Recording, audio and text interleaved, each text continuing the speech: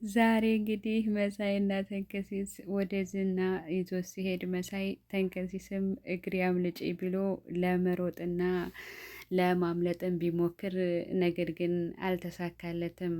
አግተው ዝና ይዞት ወደ ካሌብ ሄደ። በጣም ያሳዝናል። አንዳንዴ ከእንደዚህ አይነት ጓደኛ ብቸኝነት ጥሩ ነው ብዬ ነው የማስበው። መሳይ እንግዲህ ከቤቱ ለየት ያለ ባህሪ ነው ያለው። በጣም ነገሮችን እንትን ብሎ አሳልፎ ጓደኞችን ሰጥቷቸዋል ማለት ነው። እና እንግዲህ ትትናም ከነ መሳይ እንደዚሁም ከነ አብርሽ ጋር ከዛ ቤት ወጥታ ለመሄድ አስባለች። እንደዚሁም ደግሞ ገልሙ በጣም ሰካራምና በጣም እስካሁን ድረስ እየጠጣ ነው ያለው።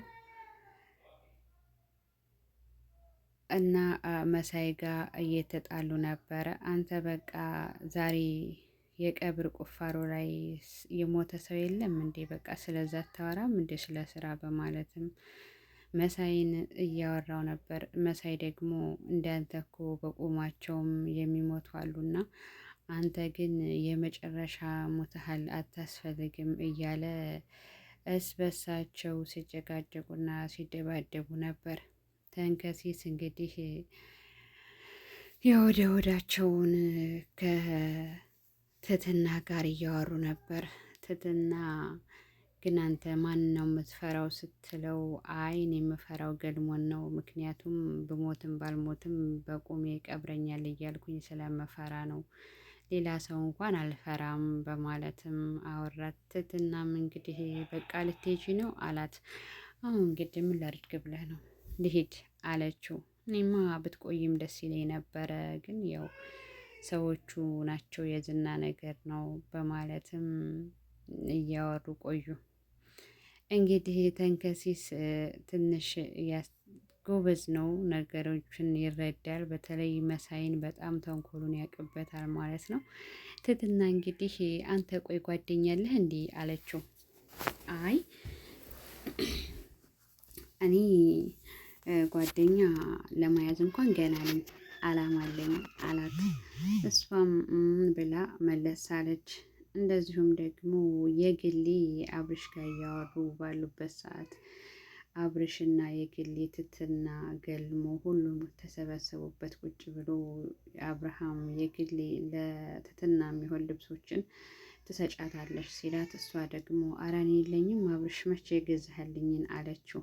እንዴ አሁንም ትሰጫታለሽ አለሽ አይደል እንዴ? ኧረ አይ እኔ ይሄ ይበቃኛል አለች ትትና።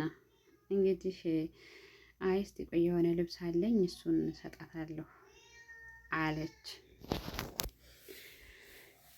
ከዛም እንግዲህ አብርሽዬ ግን እዚህ ጋር ያለችው ምንድን ናት በማለትም አብርሽ ጋር ፊት ለፊት ላይ ያለችውን ሀባ ስትጠይቀው፣ እንዴ ግን ብዙ ጊዜ ጠየቅሽኝ አላት። እንደዚሁም ደግሞ ትትና ቁርስ ለመስራት ወደ ኪችን ባለ ሰዓት አብርሽና ገርማ እንደውም ትትና በቃ መሄድሽ ነው ብለው እያወሩበት ባሉበት ሰዓት፣ እንዴ አንቺ ቆይ አብርሽዬ አብርሽ አትበይ አላልኩሽም እንዳለቻት፣ በቃ ይቅርታ አለች። ትንሽም ቆይታ እች ልጅ ግን ከአብርሽ ጋር ያላት እንትን ምንድን ነው በማለትም ወደ መበሳጨት ወሰደች። ገልሞም እንግዲህ ይህን ባየ ሰዓት አይ ተረጋጊ ሲል አንቺ ምን ቸገረሽ ብታወራው በማለትም መለሰላት። ከዛም እንግዲህ እየተጨዋወቱና እያወሩበት ባሉበት ሰዓት ቁርስ ለመስራት ወደ ውስጥ ገብታ አብርሽ ደግሞ ወደ ኪችን ሲሄድ፣ በቃ ትትና እኔ እኮ አንቺን እወድሻለሁኝ እና ለግሌ ልብስ ለትትና ልብስ አዘጋጅላት እሺ። በጣም ነው የምታሳዝነው፣ ግን የት ነው የምትሄደው አለችው። እኔ እንጃ ዝም ብላ ነው የምትሄደው፣ ሰው የላትም ታሳዝናለች፣ ልብስ ግን አዘጋጅላት ብሎ ነገሮችን አባብሎ፣ እኔ እኮ ደግሞ እወድሻለሁ እሺ። ከዛ የግሌ ሰምተሽኛል አላት። አዎን አለችው። ከዛ በኋላ ደግሞ አረ ሆዴን ቆረጠኝ አለች። ምክንያቱም እሷ ለትትና ልብስ ሲጠይቃት ነው እንደዛ ያለችው። ከዛም ደግሞ ነይ ቶሎ እኔ እኮ እወድሻለሁ ብሎ እቅፍ ሲያደርጋት ደስ አላትና እሺ በማለትም መለሰችለት። እንግዲህ መሳይ አሁንም ከዝና ጋር ተደዋውሎ እንግዲህ ተንከሲስን ይዘህና ዝና ማን ነው ትትናሳለች ሲለው አይ ዛሬ መሄዷ ነው። የት ነው የምትሄደው አለው። አይ እኔ እንጃ የምትሄድበትን አላውቅም፣ ግን ልትሄድ ነው አለ መሳይ። እንግዲህ ግራ እየተጋባ ብሬን ሊመልሱልኝ ነው ብሎ ተንከሲስን ይዞት ሄደ። በጣም ያሳዝናል። አሁንም ጓደኛውን አሳልፎ ሊሰጠው ነው ማለት ነው። እሺ ቀጣይ ደግሞ ዝና መድብል እንዳሸነፈውና እንዲሁም ትትናን እንዳላገኛት ካሌብ ጋር ንግግሩን የካሌብን ስላላደረገ በዛ ምትክ ብር ትከፍላለህ በማለትም ዝናን አናገረው። ዝና አንተ እኮ ማንም አሸንፎ አታውቅም ነበር፣ ለዚህ ነበር ከኔ ጋር ለመስራት የወሰንነው አለው። ስለዚህ አንተ እየተሸነፍክ ስለመጣህ ይህን ብር ደግሞ መተካት አለበት ሲለው ዝናም ከባልደረባው ጋር ቁጭ ብሎ የሚያደርገውንና የሚይዘውን ጠፋ። ምክንያቱም ዝና ማሸነፍን እንጂ መሸነፍ የሚባለው ነገር እሱ ጋር የለም። ስለዚህ በተንኮልና በግፍ የሚያደርጋቸው ነገሮች ሁሌም ባረመኔነቱ እናውቀዋለን። አሁን ግን ጀግናው መድብል እንደ እያሸነፈውና እየቦጠቦጠው ነው ያለው። ምክንያቱም በጀግናም ላይ ጀግና አለ ይባላል አንዳንድ ጊዜ ማለት ነው። እና